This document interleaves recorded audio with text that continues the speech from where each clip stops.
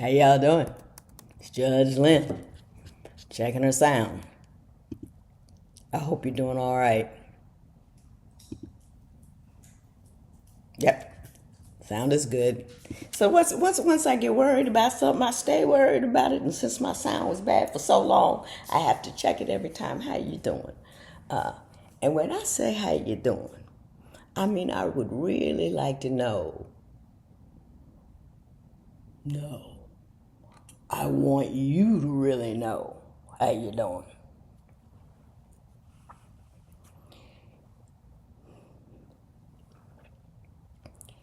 I'm a little worried about us all. I've been worried about us since 2007 when I wrote my mother's rules and said in it that given the number of rages that have occurred in the society, I contend that people's lack of emotional know-how has become an urgent concern. I think it is even more urgent now because we have the internet and algorithms adjusting how we feel all of the time, and we get out into the world and we've been fed conflict and no stepping back, and everybody's cooking and carrying on.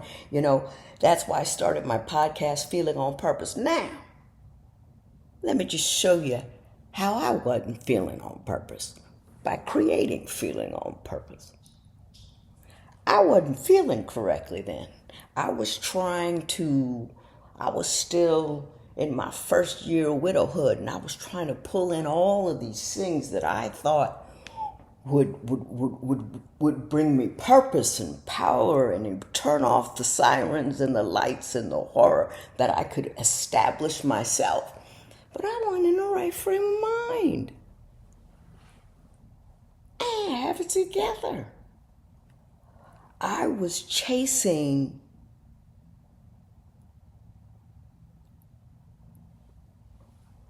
absence of grief by filling it with ersatz,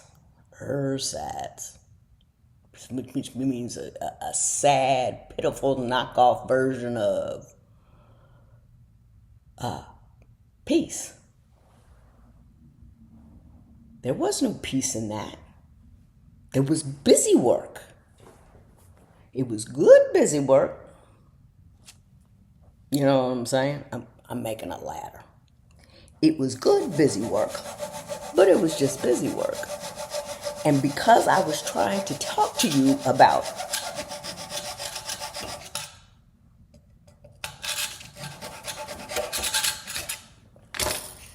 I'm gonna hurt myself with that saw at some point.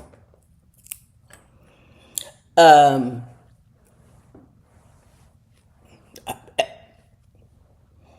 and I was talking about feelings, and I wasn't on top of my feelings. So how in the world can I tell you how to be on top of your feelings if I wasn't on top of my feelings? My idea was to teach this book, to teach this. I was shy, retiring, ridiculous individual who was afraid to call the pizza man. Now I'm on television, or was on. I'm rerun everywhere. I've gone to get speeches flown all over the place, and nobody quite could figure out how I managed that, except for my mother, who was the one who did it for me. She saw this nervous, shy, retiring, ridiculous individual over in that corner there, and she walked me through not what to do as far as, she never sat down and talked to me about men, what you should look for one. She never talked to me about Daddy talked to me about money all the time because made us get investments accounts when we were young and all this kind of stuff. And I also had a banking account.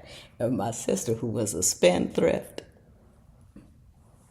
I used to loan her money at an interest rate, and then I realized after a while it don't matter because she could never pay the principal or the interest.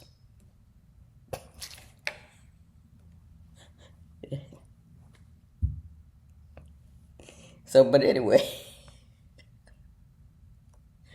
um, what was I talking about that?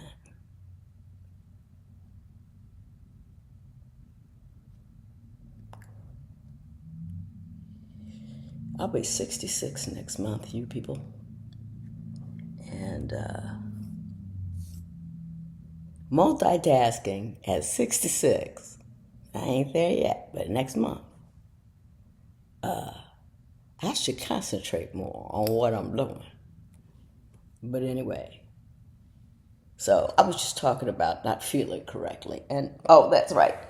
And if you feel intelligently, most people just feel, and then they do.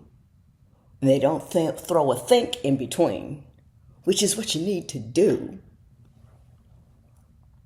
So my mommy required me to feel, pause. You know, they say count 10. They say that for a reason. Pause and decide how I am feeling and whether or not what I'm feeling is going to allow me to best address whatever circumstance I'm in. And it took her years. She was training me all along. I remember even once when she had I don't know, she got older. She was getting forgetful and a little.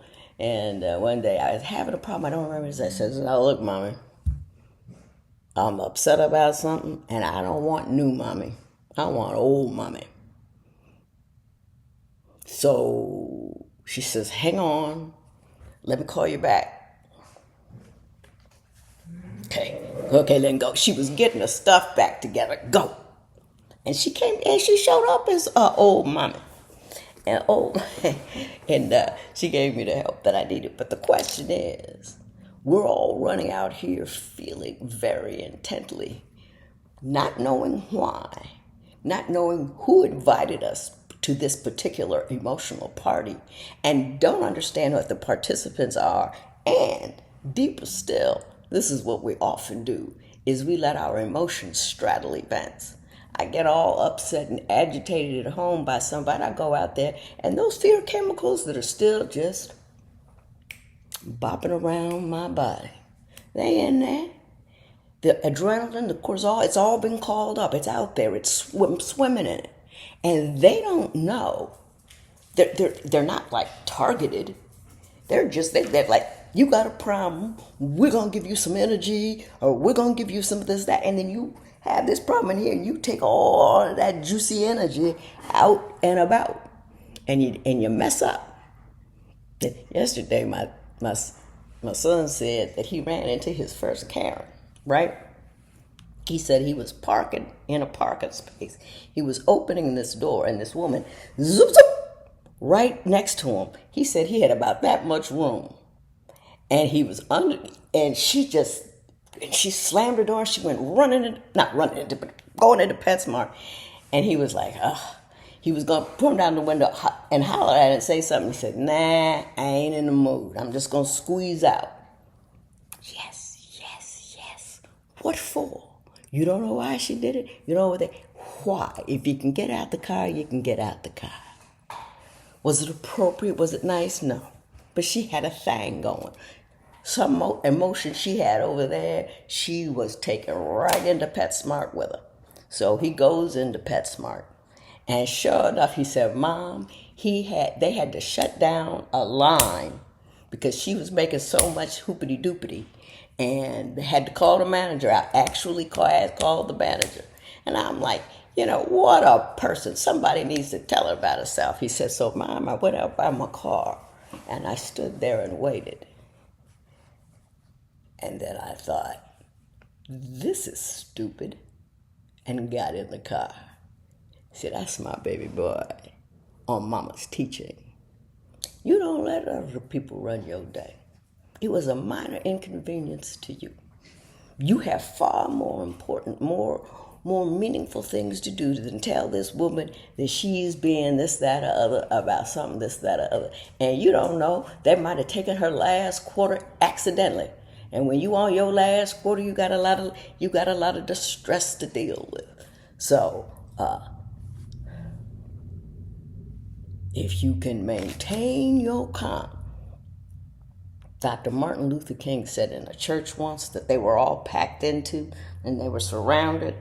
And he said the first thing we must do is decide, that's the thinking, not to panic.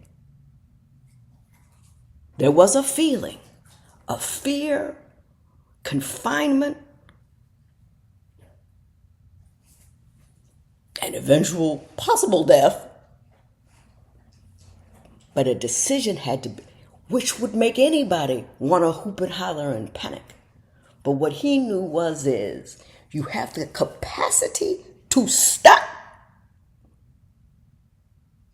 and decide not to panic, because the panic will not work in your favor. It will have you running around. It will have you stampeding. It will have you doing all these kind of things. So let us all decide not to panic. Now, I have to spend all my whole day deciding not to panic, because panic is my go-to emotion. I was panicking yesterday about some nonsense, and then my son and I got into it, and then we sat down and talked to each other, because we have to change how we deal with each other. It's like we do really well, but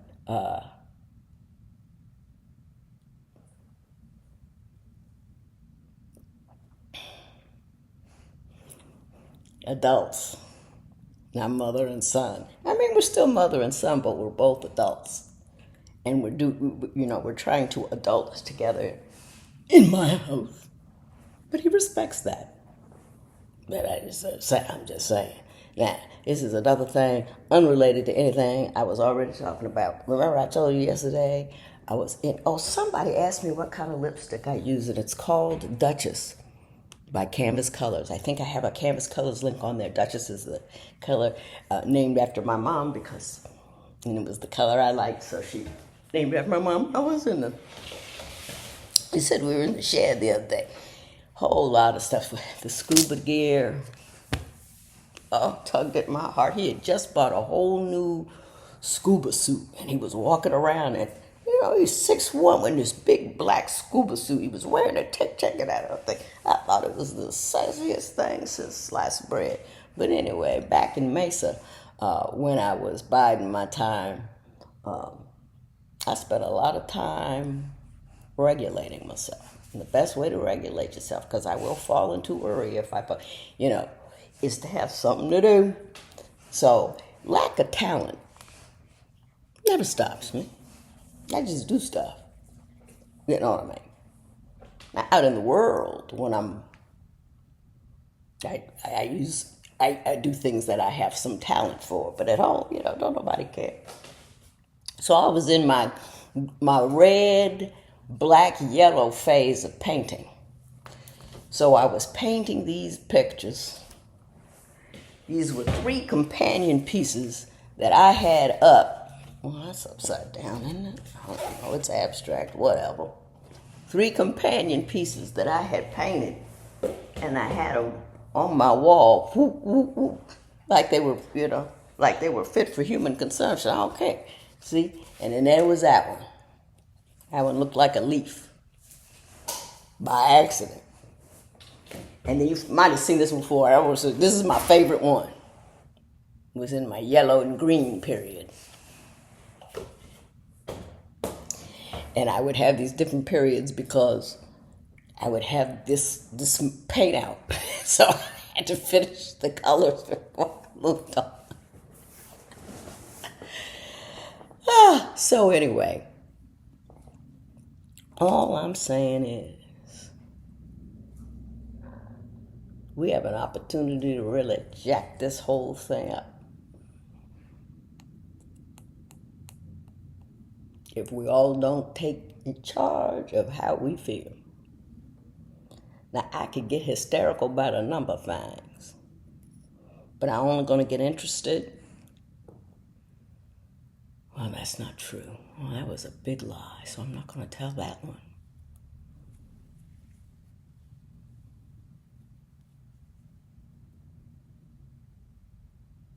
From the ground up is the source of power.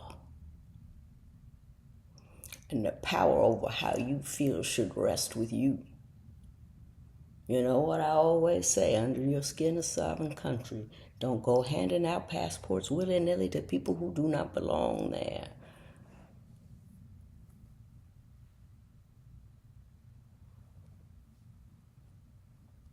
If they can If they can scare you first, they can get you to do anything. Fear and hysteria is the enemy of rational thought. I don't know what I said today. I don't know if it had any value to you, but I enjoyed myself. So, served its purpose. I hope you did too. Like and subscribe, please.